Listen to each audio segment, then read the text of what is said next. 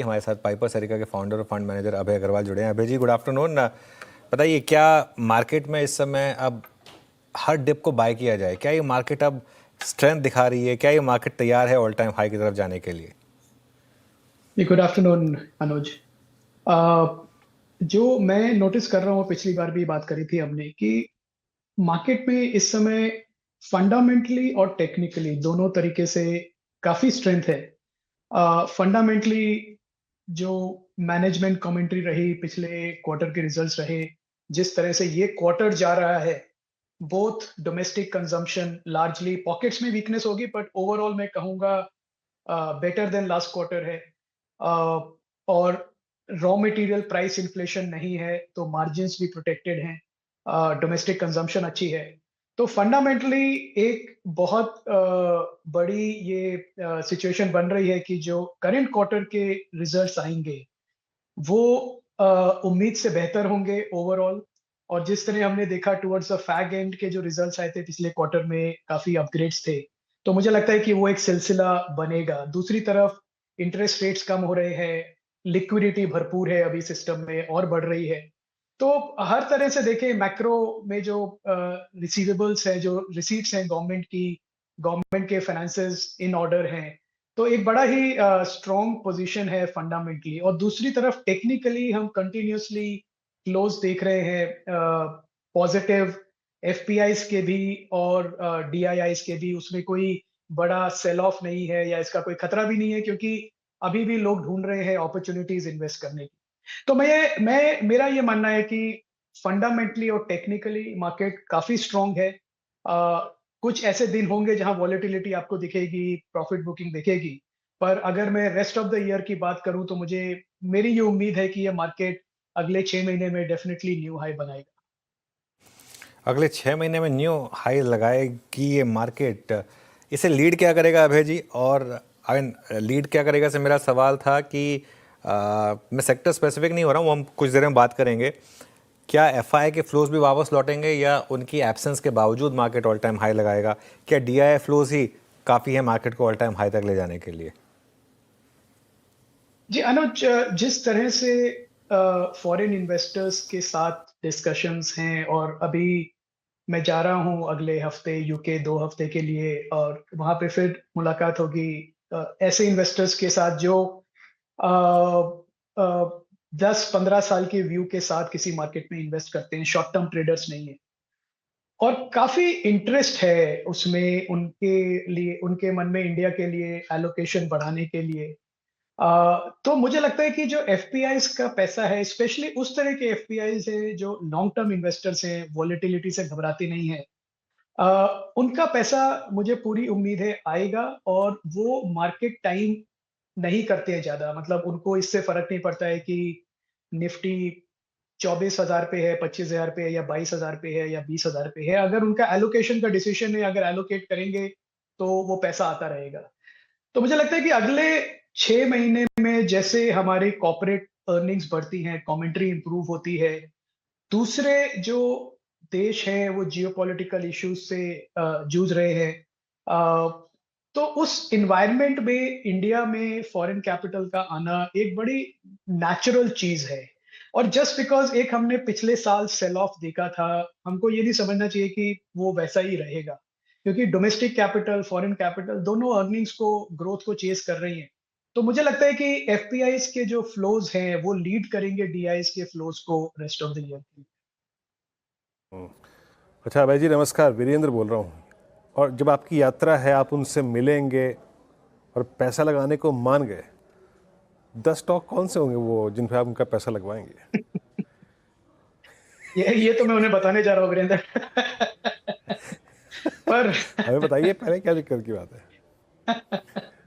नहीं, देखिए, model portfolio हमारा पब्लिक डोमेन में है। जो ओवरवेट है, मैं बताता भी रहता हूँ, फार्मा है जो हमारा ओवरवेट है पिछले 2 साल से। बैंकिंग, फाइनेंशियल सर्विसेज, स्पेशली छोटे बैंक्स में, एनबीएफसीज में हमने 22% एलोकेशन किया है 2 साल के बाद। 2 साल तक लिटरली बैंकिंग फाइनेंशियल सर्विसेज में हमारा जीरो वेटेज था, तो बहुत समय के बाद फाइनेंशियल सर्विसेज में ओवरवेट किया है पिछले 2 महीने से हमने। और तीसरा सेक्टर है ईएमएस सेक्टर है, जो मुझे लगता है इलेक्ट्रॉनिक मैन्युफैक्चरिंग, जो आज एक रिपोर्ट आई जो जो गाइड कर रही है कि इलेक्ट्रॉनिक मैन्युफैक्चरिंग इंडिया में $100 बिलियन से $300 बिलियन हो जाएगी अगले 6 साल में, केपीएमजी की या पीडब्ल्यूसी की रिपोर्ट है। तो आई थिंक ये बड़े मैक्रो ट्रेंड्स हैं वीरेंद्र, जो बहुत इजीली प्ले आउट हो रहे हैं। और अगर हम इन ट्रेंड्स के साथ रहें, जिसको हम कहते हैं लाइन ऑफ लीस्ट रेजिस्टेंस, तो अगले 3 साल 5 साल में 20-22%, 25% तक का IRR banana without doing too much of activity, मुझे लगता नहीं कि बहुत बहुत मुश्किल होगा। तो इन्हीं स्पेसेस में से जो बड़े नाम हैं वो हमारे पोर्टफोलियो में हैं। अच्छा, ये अभय जी आपने फार्मा का जिक्र किया, फार्मा तो अच्छा कर रहा है, फार्मा ब्रेकआउट है, but what about health care? आप देखिए ना, फोर्टिस को देखिए, मैक्स को देखिए, जी, अपोलो को देखिए, क्या लीडरशिप लिया है इन्होंने। I mean more stable, more stronger then I think pharma. इस पर व्यू क्या है आपका? नहीं, अच्छे कैचअप रैली है, डोमेस्टिक कंजम्पशन से रिलेटेड है। जैसे इंश्योरेंस, मेडिकल इंश्योरेंस का प्ले बढ़ रहा है, जिस तरह से लोगों की रिक्वायरमेंट्स बढ़ रही हैं, कंसोलिडेट हो रहा है ये मार्केट। तो ये बड़े नेचुरल प्लेस हैं। इसमें एक डायग्नोस्टिक्स भी हम जोड़ सकते हैं, diagnostics, health care, hospitals, pharmacy, वो भी एक तीसरा प्ले है। तो ये एक पूरा इकोसिस्टम है वीरेंद्र, जिसमें ये सिर्फ बढ़ेगा, ये कम नहीं होगा। मतलब जिस तरह से हमारा मैक्रो रिक्वायरमेंट है, डेमोग्राफिक्स चेंज हो रहे हैं, urban area, semi urban area, इन सब चीजों में ग्रोथ की बहुत हाई पोटेंशियल है। और ये लीडरशिप्स क्रिएट हो चुकी हैं। जो Apollo hospital by far the biggest leader, Virendra, हमारे पोर्टफोलियो में ये 10 साल से स्टॉक है ये। और स्मॉल कैप से हमने स्टार्ट किया, स्मॉल कैप से मिड कैप बना, लार्ज कैप बना, निफ्टी में आ गया। तो ये पूरी जर्नी आप as an investor play out कर सकते हैं। तो डोमेस्टिक हेल्थ केयर एक डोमेस्टिक कंजम्पशन का बहुत बड़ा हिस्सा है, और आई थिंक हर इन्वेस्टर के पोर्टफोलियो में ये होना चाहिए। Okay Abhay ji, good afternoon. Shreya बात कर रही हूँ। आईटी स्पेस को लेकर सवाल ये, जिस तरीके से आईटी आज ही नहीं बल्कि पिछले कुछ सत्रों से लीड ले रहा है, और हम डिस्कस भी कर रहे थे आज शो में, इसे कैसे देख रहे हैं आप? जो कंसर्न थे आईटी सेक्टर को लेकर वो कहीं ना कहीं अब धूमिल होते हुए नजर आ रहे हैं, और ऐसे मूड मॉल में क्या आपने एक्सपोजर बढ़ाया है, और अगर हाँ तो वो कौन से स्टॉक्स हैं? जी, बिल्कुल एक्सपोजर नहीं बढ़ाया है, ना कोई इरादा है एक्सपोजर बढ़ाने का। 2 साल से हमारा ज़ीरो वेटेज है आईटी सेक्टर में। और वो इसलिए श्रेया कि अ, एक इनोवेशन नहीं है, प्राइसिंग पावर नहीं है, ग्रोथ नहीं है। तो मुझे अभी भी समझ में नहीं आता, मैं लोगों से पूछता भी हूँ, मुझे जवाब मिलता नहीं कि अगर कोई कंपनी खुद गाइड कर रही है कि वो 2 से 3% बढ़ेगी इस साल में, और मार्जिन्स अंडर प्रेशर रहेंगे, और कस्टमर ज़्यादा बिज़नेस नहीं दे रहे हैं, तो उस कंपनी को मैं 25 से 30 टाइम का प्राइस अर्निंग मल्टीपल क्यों दूं? मतलब मेरा बेस्ट केस ये है कि वो स्टॉक साइडवेज जाएगा, मेरे लिए कोई रिटर्न नहीं बनेगा। तो मुझे लगता है इंडिया में आईटी सर्विसेज को छोड़ के बहुत अच्छी अपॉर्चुनिटीज हैं इन्वेस्टर्स के लिए। तो आईटी सर्विसेज में हमारा 2 साल से अंडरवेट है, और वो अभी हम कैरी करेंगे जब तक हमें लगता नहीं है कि ये कंपनीज कॉम्पिटिटिव बन रही हैं ग्लोबल लेवल। ओके, अच्छा, कैपिटल मार्केट से रिलेटेड प्लेस में आप क्या व्यू रखेंगे? यहाँ जिस तरीके के मूव्स रहे हैं, इसके बाद आपका क्या नज़रिया रहेगा? जी अनुज, कैपिटल मार्केट में थोड़ा एक डिसअपॉइंटिंग रहा है, क्योंकि एक आप सोचें कि ग्रोथ इतना अच्छा है, इकोनॉमी को ग्रो करना है, तो कैपिटल मार्केट, कैपिटल गुड्स भी बढ़ेंगे, होना चाहिए। पर आई थिंक एक गवर्नमेंट कैपेक्स को छोड़ दें तो प्राइवेट कैपेक्स अभी भी बड़ी तरीके से किक स्टार्ट नहीं हुआ है, और उसकी वजह से जब कंपनीज की गाइडेंस अच्छी है पर वो नंबर्स में, ऑर्डर्स में ट्रांसलेट हो नहीं रही है, तो इन्वेस्टर्स को थोड़ा पेशेंस रखना पड़ेगा। मुझे नहीं लगता कि ये सेक्टर ऐसा सेक्टर है जिसमें सडनली मूव आएगा और ये 30-40% की रिटर्न दे देगा अगले साल भर में। तो पेशेंटली इन्वेस्टर्स को अच्छे नाम रखने पड़ेंगे, पर क्विक रिटर्न्स की एक्सपेक्टेशन नहीं करनी चाहिए कैपिटल गुड सेक्टर से इस समय। अच्छा, ये अभय जी एक बात बताइएगा मेरे को। मैं पिछले कुछ समय से देख रहा था इंडियन होटल्स अंडर परफॉर्म कर रहा है। जो थोड़ा जियोपॉलिटिकल टेंशन्स हैं उसके बीच में वो बड़े बड़े होटल्स जिनकी ग्लोबल प्रेजेंस है वो, या फिर जिनकी डोमेस्टिक प्रेजेंस बहुत स्ट्रॉन्ग है, दोनों में से किस पॉकेट पे आप फोकस करेंगे? आप टूरिज्म देखिए, डोमेस्टिक टूरिज्म गजब है, और कुछ क्षेत्रों का, कुछ देशों का हमने बॉयकॉट किया, कुछ जियोपॉलिटिकल टेंशन्स, फ्लाइट्स का अगर आप देखें, कुछ रूट्स को अवॉइड करना। आप कौन से होटल्स पे फोकस कर रहे हैं इस वक्त, अगर अगर हैं आपके पोर्टफोलियो में तो? जी, हमारे पोर्टफोलियो में थे 2 स्टॉक्स जो हमने रिसेंटली एग्ज़िट किए क्योंकि मुझे लगा वैल्यूएशन अब जस्टिफाई नहीं कर रहा है उनके अर्निंग्स को। ग्रोथ है अभी भी डोमेस्टिक सेक्टर में काफ़ी जिस तरह के प्राइसेज़ हम या मेरे कोलीग्स पे करते हैं अभी बिज़नेस ट्रैवल के लिए होटल्स में, ओवरनाइट स्टे के लिए भी बहुत महँगे हैं, तो क्लियरली होटल्स का मार्जिन सस्टेन हो रहा है, प्राइसिंग सस्टेन हो रही है।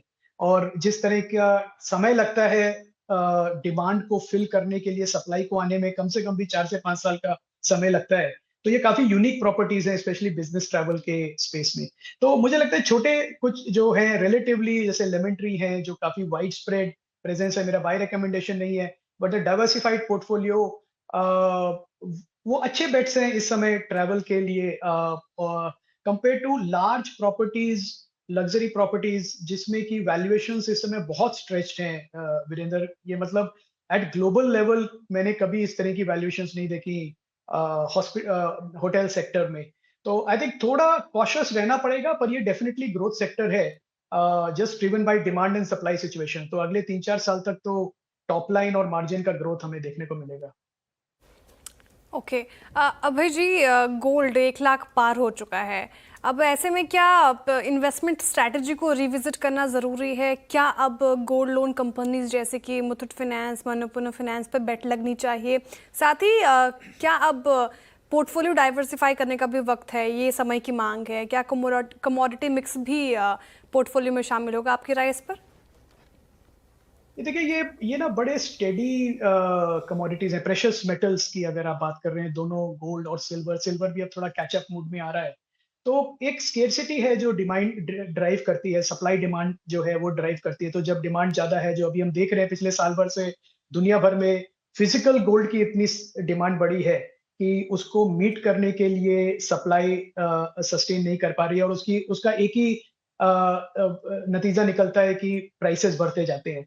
अब ये कब तक डिमांड सस्टेन करेगी गोल्ड की, फिजिकल गोल्ड की और उसका इम्पैक्ट प्राइस पे क्या आएगा? क्या 1 लाख पे रुक जाएगा, 1.25 लाख पे जाएगा, 1.5 लाख पे जाएगा? ये कुछ भी कहना बहुत मुश्किल है क्योंकि ये कंज्यूमर बिहेवियर पे और सेंट्रल बैंक बाइंग पे डिपेंड करता है इस समय प्लस जियोपॉलिटिकल सिचुएशन पे। पर मुझे नहीं लगता कि यहाँ से कम होगा प्राइस क्योंकि जिस तरह की डिमांड है फिजिकल गोल्ड की ईटीएफ को छोड़ के भी वो बहुत स्ट्रांग है। और इसमें डेफिनेटली फायदा है गोल्ड लोन कंपनीज का क्योंकि उनकी ability to lend to the same customer बढ़ जाती है। 50,000 के रूट पे आप 40,000 का लोन दे सकते हैं, 1 लाख रुपए के रेट पे आप 80,000 का लोन दे सकते हैं। तो ऑब्वियसली आपकी बुक बढ़ती जाती है उतनी। और अभी हाल ही में आरबीआई ने भी रिलैक्स किया है एलटीवी रेशियो 85% कर दिया है। तो मतलब अगर आप 1 लाख रुपए का गोल्ड दे रहे हो तो आपको 85,000 रुपए का लोन बढ़ जाएगा। तो आई थिंक ये पूरा सेक्टर है जो गोल्ड लेंडर्स का, जो गोल्ड लोन कंपनीज है मुथूट, मन्नापुरम, उनके अलावा काफ़ी साउथ इंडियन बैंक्स हैं केरला में जो बेस्ड हैं, जो ये बड़ा बिज़नेस करते हैं गोल्ड लोन्स का, जैसे सीएसबी है, साउथ इंडियन बैंक है। तो आई थिंक ये सबको अपनी बुक बढ़ाने का एक अच्छा मौका है इस समय। भाई जी बहुत बहुत शुक्रिया और आपके मुंह में घी शक्कर सर। गोल्ड पे आपने अभी करीब 1,50,000 की बात करी। बहुत बहुत शुक्रिया आपका। यानी अनुज जिसने साल भर पहले भी गोल्ड लिया उसको 1 लाख रुपए ऊपर मिल जाएगा।